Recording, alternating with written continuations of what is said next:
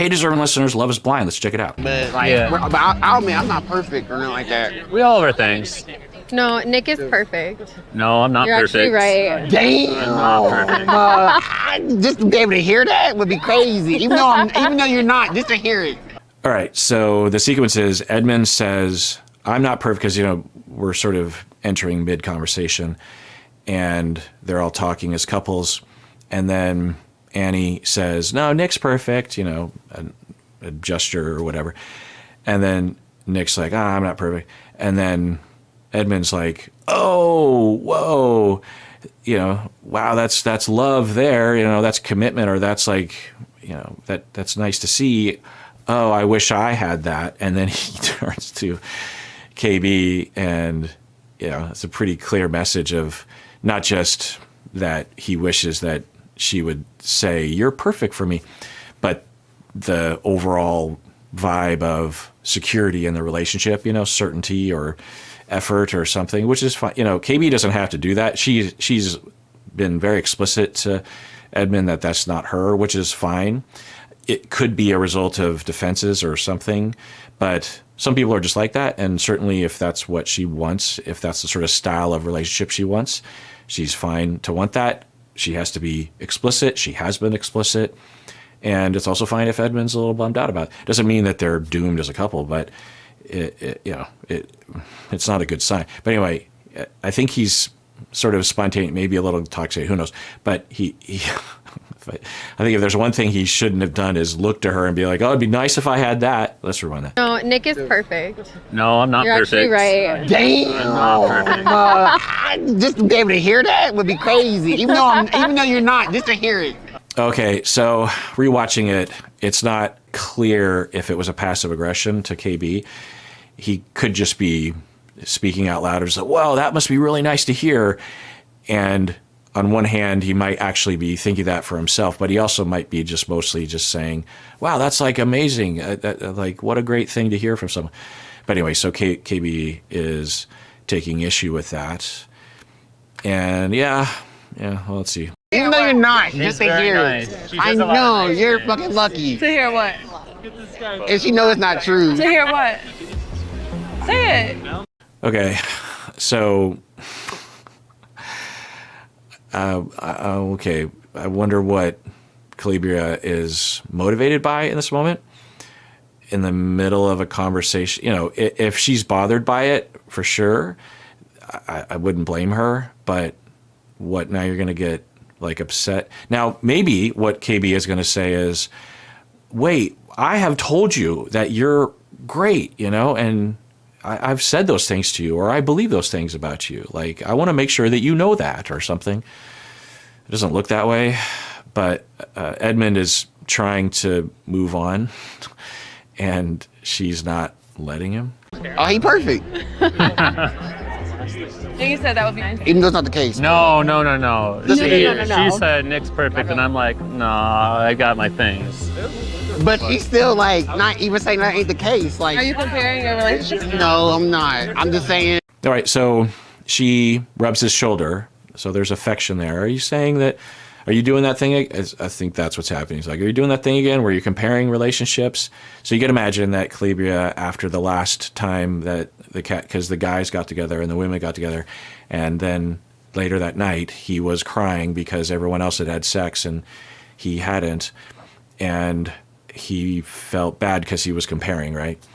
That's the topic sentence. Underneath that is a lot of complication that I went into in that episode where I reacted to that scene. Not only was he exhibiting a common male assumption that they have full reign over women and their bodies, and I can't believe sort of incel thing of like, you're not having sex with me, like, why aren't you doing that? And it was like, no, Edmond, you don't have that right. And she's just saying she wants to wait a while, and like your masculinity is being questioned because other people are having sex in the world. Like, what is going on? Having said that, I think the overall message that he was exhibiting and communicating, I think pretty clearly, or at least through the tears, was he feels neglected. He feels like it's he's not getting the love and attention that he would hope for. And with the amount that he's giving, he's rubbing her feet, he's saying nice things, he's putting effort, and he's not getting that back. Now, I've said that she has been explicit with telling him that's not my style. And so if that's a deal breaker to him, then it's a deal breaker. It doesn't mean it doesn't hurt, but it certainly doesn't mean that he has the right to tell her that she must, right? So anyway, they had a big fight, and that might have been the last fight they had. She's concerned it's going to happen again when they come to this party. And so it happened right there, kind of. And now she's trying to get out ahead of that so that they don't have another big fight, I think. And that's nice to hear. Like, Yeah, right? it would be crazy. It would be crazy. Yikes. So she mocks him sarcastically. It's kind of an odd situation. I get why it would be uncomfortable for KB. I could understand why KB would be like, this comparison thing again. Or why did he turn to me and say, it would be nice if I had that. Now I'm emphasizing, but there was a message there, or at least a potential receiving of a message of just like, boy, it sure be nice if I got that sort of statement from you or that sort of energy or whatever. And so that's fine. But he was clearly trying to have things move on. And if she's into him, if she loves him, then there's a path forward, right? In that moment of just like, oh, honey, yeah, I don't really think along those lines. No one's perfect, but I think the world of you. You're great. Not only because you would notice that that's what he wants or that's what he's saying, but also you would just feel that way.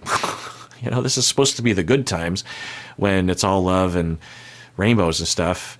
It's usually complications happen later, and the infatuation starts to die off. So if she had it, you would think you'd be, oh my God, and she certainly wouldn't want to lose him, right? So she could later on say, I don't really like it that you turned to me in that moment, or stop comparing or whatever. But there's a way out of that, and he was doing a lot to try to get out of it, just ignoring it or and then Annie and Nick were trying to salvage too. It was just like, oh no, we were just talking about perfect and it's not a big deal. And then she gets sarcastic, like he starts talking and she mocks him. And I don't even know if it was just mocking in general or if she was mocking like something emotional or feminine about him. Let's rewind this. No, I'm not. I'm just saying that's nice to hear. Like, Yeah, right? it would be crazy. It would be crazy. Yeah. So we don't see her, but we just see like portions of her. That'd be crazy. She's mocking him. Like, what are you doing? If you're upset about what he said, that's okay, but you're gonna mock him. Just, what is happening? Admire, don't compare. I'm not You comparing. literally just said to hear that would be perfect, would be great. You're comparing, you're making it seem like I'm not doing enough. And then she's lecturing him in front of everyone. And I'll say he's handling it pretty well. He was trying to deflect. You could argue he started it because he did, but certainly there were other options here. And now she's just like now, if she said, hey, I just want to tell you, I love you and I'm into you and I have a lot of admiration for you. I wouldn't say you're perfect. No one's perfect, but yeah. And I don't really appreciate you calling me out, making it seem like I'm this jerk face, but just this lecture. No, If you said it, you meant it. It wasn't a joke. I don't hear no positive stuff from me. You say you don't hear enough positive? And this is the place to bring. Okay, then at some point, she's really pressuring him. He's trying to go back to the fun conversation, and then at some point he gives in and says, oh yeah, I don't hear enough positive things from you. Now, if I were there, I would say, well, has she said nothing positive about you, or just not as much as you're hoping to get? Because, and this is a little tip, almost all the time in these situations, in couples, there will be exaggeratory statements. And it doesn't help to be inaccurate when you're accusing someone of something, and it's also extremely hurtful. If you've ever had this happen to you, which I'm guessing you have because it's pretty universal, that someone will say, "You never listen to me," and you're thinking, "I never listened to you." What in the history? I've never listened. What are you talking about? What do you do with that, right? Now, I will help people to talk about, if your spouse is triggered and freaking out and they're not abusing you and they're saying statements like that, it doesn't do any good to like argue about those points. What they're saying is that they want to be heard and they don't feel heard in this moment. And you don't take it personally that they're saying, because in all likelihood, tomorrow they're not going to identify with that statement. They might not even remember that they said it, which happens. But anyway, so he could have toned that down a little bit and said, "Oh, well, they seem like they're really connecting, and she's being really nice to him and praising him, and I guess you do that for me at times, but I guess I just wish I had a little bit more of that. It's not a big deal." But anyway, but she's trying to pry it out of him. Now he started it, but anyway, so he says it, and then she says something along the lines of, "And you think this is the time to talk about it?" Well, it could be argued that she's the one that is causing the conversation to happen in front of everyone. He started it. It was spontaneous, and he started it. It was that little turn to her, like, "Oh, it'd be nice if I heard that." Give me another problem now. If this is a place for you to tell me that kind of shit. We live together. You need to tell me nothing like that. I don't want to do this here. You brought it up. I know, but I don't want to do this here. You have no answer for me? You brought that here. Yeah. Yeah, she's not wrong, but energy-wise, it's, I don't know the word for it, it's not helpful. It's now she's relatively calm. She's not yelling at him. She's addressing it, and there's nothing. Again, the point she's making is because he brought it up. He's the one who started that, and it isn't the time or place typically that people will say, right? Now, it could have just been a slight thing that happened in the moment. She could have easily said, "Oh, I think you're perfect," or just made a joke or something. It's, maybe it's asking a lot, but there were a lot of options instead of driving this home and you're going to, so I don't know, but there are situations where I will observe this or hear about, and one of the unspoken and unconscious motivations for people in KB's position to do this is to punish. I'm not saying that's what KB is doing, and she's not being particularly upsetting, and she's not wrong, and she's not excited. She's not yelling or anything like that. But there is a possibility. It just helps. So especially for if you do what KB is doing, the question you want to ask yourself is, what's really going on with me? What emotion am I having at the foundation? Am I hurt, or am I afraid, or am I both? And if that's the case, what am I hurt by? What am I afraid of? Usually it's rejection. Usually it's hurt of rejection. Usually it's afraid of being rejected.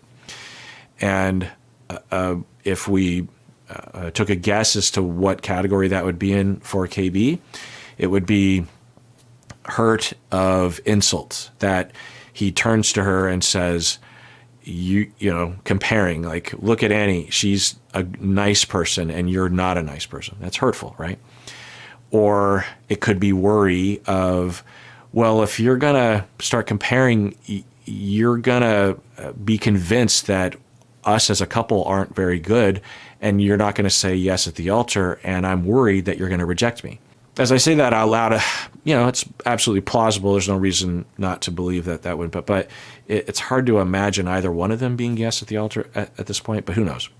But if we go off of just the surface, they're engaged, they're planning on getting married, and there's a potential there for her being hurt. At the very least, if she's on the fence about Edmond, a part of her doesn't want to lose him and wouldn't want him to compare and therefore walk away from social situations constantly, like feeling like she's insufficient or their relationship is insufficient or something like that. Who knows? But the fear and the hurt, then what are we doing with that, right?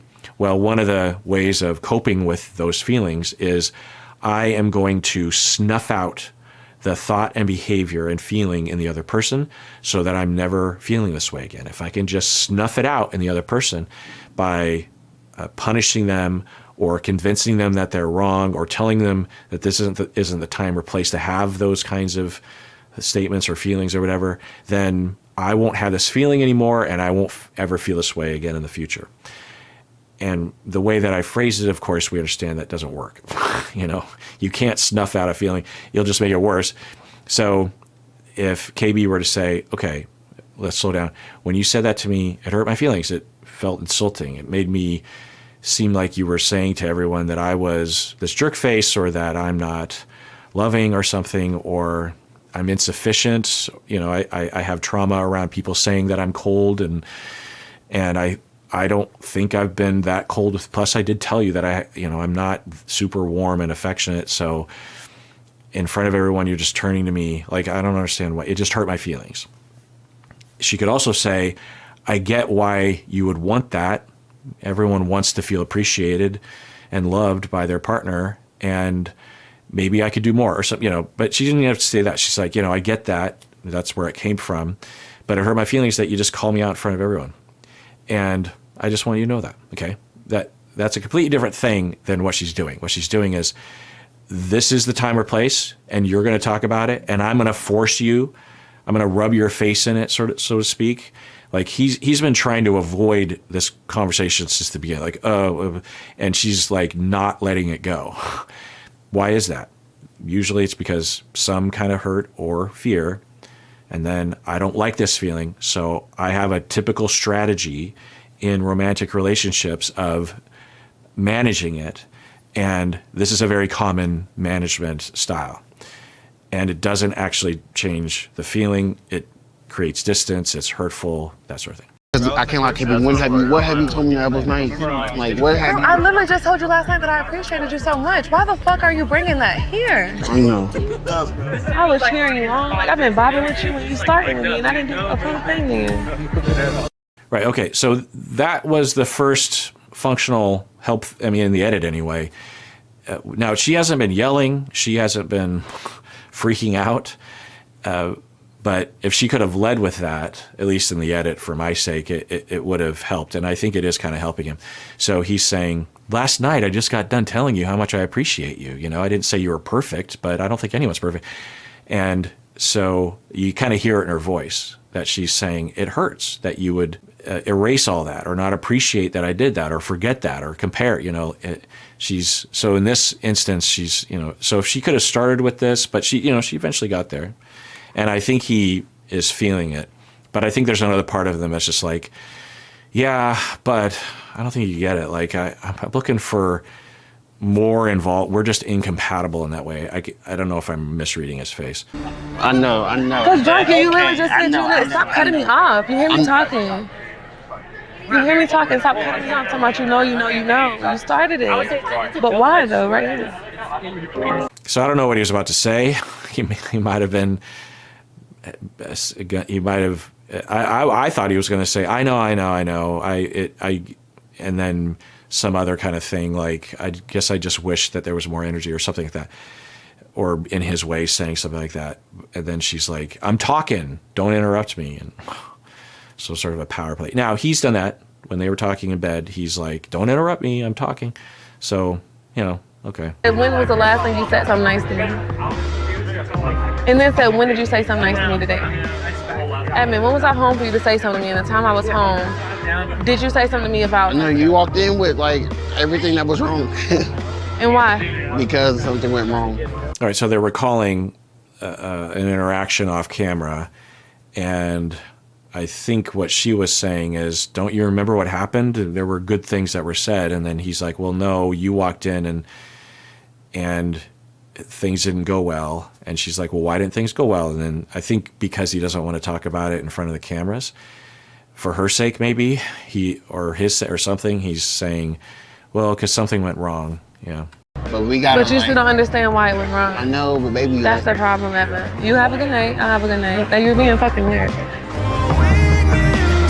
Yikes. To stonewall like that?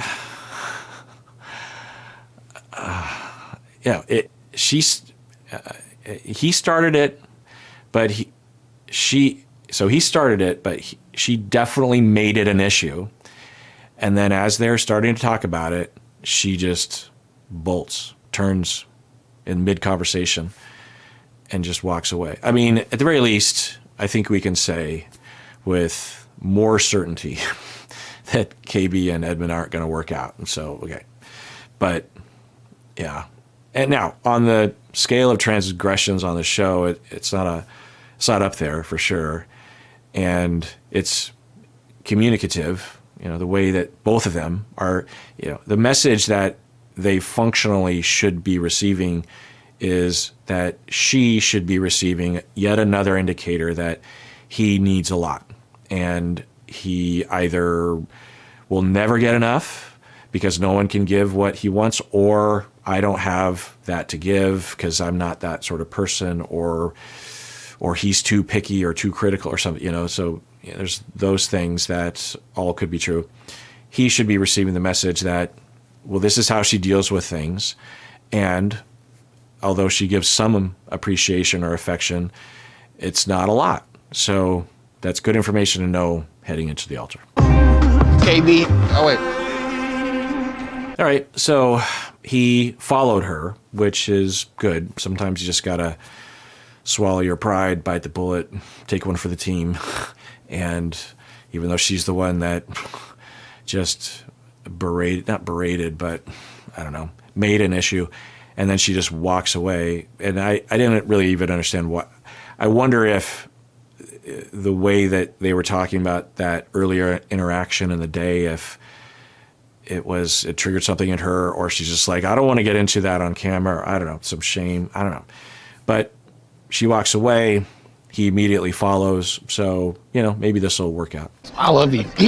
I don't want to hear that. I know, no, but I know. I don't want to hear that. I'm not. Wow, that took a turn. So he starts by saying, I love you. Now, maybe she knows what he was going to say after that, and it wasn't going to be appreciated, like it was going to be critical, or I don't know. But us watching, the way it looked to me, it was like, I love you, and as a peace offering, and then to have a conversation. I'm really curious what he was going to say.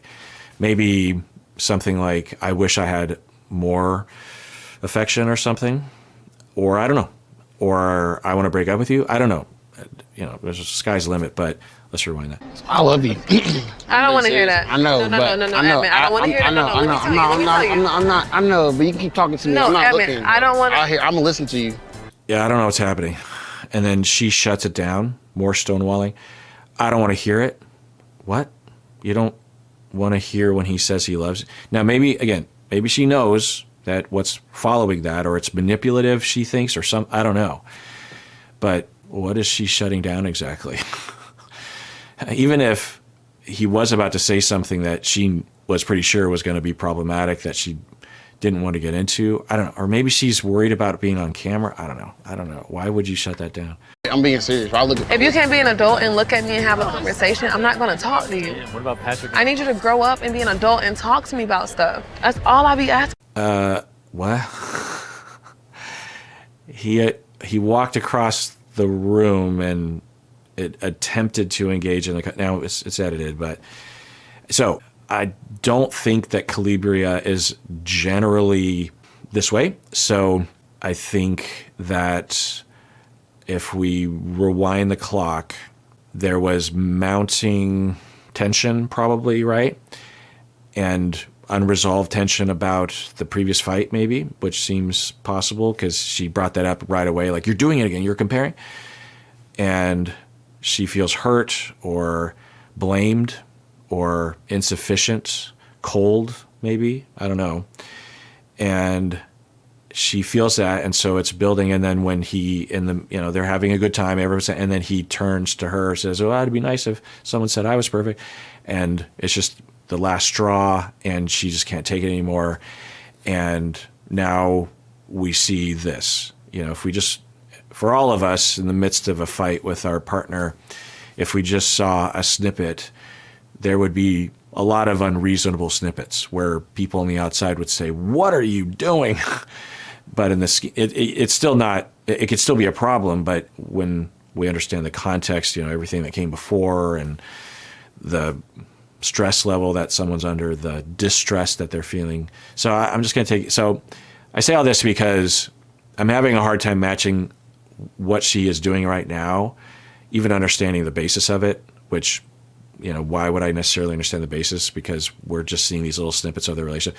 But I'm trying to frame it, because if I just go off of this, there's a lot of problems. But I think she's triggered and she is sifting through those feelings. I just wish she would just have a conversation with him. Of you. Nah, but really though, I do love you. I mean, I don't want to hear that. I know. I don't care but you about being serious. No. I mean, how many times have I told you that anytime I'm upset, I don't want to hear how you love me and you need me. I want a solution to the problem. But no. Okay, so maybe there's some reasonableness there that it's been a pattern.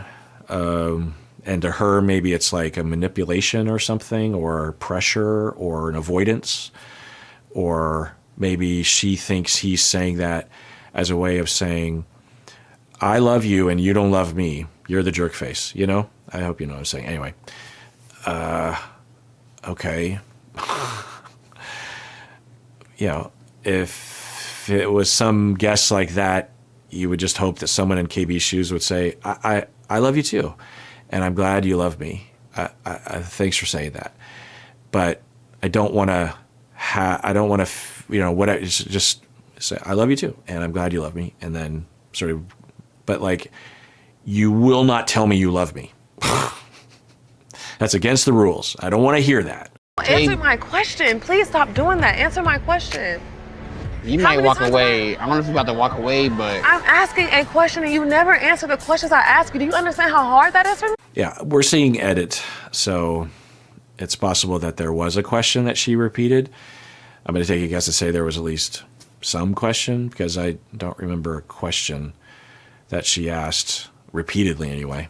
Please stop. You make I know it you so might want to walk fucking away. hard. No, don't tell me what to do, because you're. I'm not telling you what to do. I say you might. Why won't you just walk away? Yeah, so if I zoom out and take a guess, I would say that they have had fights behind the scenes. I think we heard that they had a fight earlier today, or at least some kind of tension, and that each of them are reasonable to some extent, and that coming to this party, there was a lot of that tension mounting, and they don't feel secure about each other. They might not even really like each other that much. The way that she's treating him, it's indicative of contempt, the way she mocked him, the way she walked away, the way she talks, you need to grow up, these kinds of statements, that's reflective of at least a part of her, even when she's calm, that doesn't have the nicest foundational vision of who he is, right? And once you start seeing that behavior, then it indicates that there's been a road there, and it doesn't bode well for their relationship. It's hard to have contempt for someone and say yes at the altar. So if I, because I'm confused as to why this exploded, but I think we're seeing that there's been tension, and she even said, I don't like it when you come to me in a fight and say that you love me. I don't want to hear that, And she kept interrupting him. He kept trying to have it. But then he says, I think you should walk away. And she's like, what do you tell me what to do? And so then I'm thinking, wait, so what is he saying? Is he saying, I think you should walk away because you're getting escalated? I think you should take a break? What was he saying? Or was he trying to seem like the good guy in front of the cameras? I don't know. Yeah, I'm just having a moment. Okay. It's okay. Oh, my fucking goodness. Okay, then she goes to the bathroom and she's crying. So this is in the ballpark of what I was thinking was happening, is that she's in a lot of distress. Just don't get him. I want to say, first of all, I owe you a huge apology. Okay, then she says, I just don't get him. Yeah, I think it's tempting from our audience point of view to start drawing conclusions like he's a child or she's stern or whatever. But what I'm seeing is incompatibility. They're two good people that have their personalities, as everyone does, and it just doesn't gel, you know? All right, well, tune in next time when I continue watching, and everyone out there, please take care of yourself because you deserve it. You really, really do.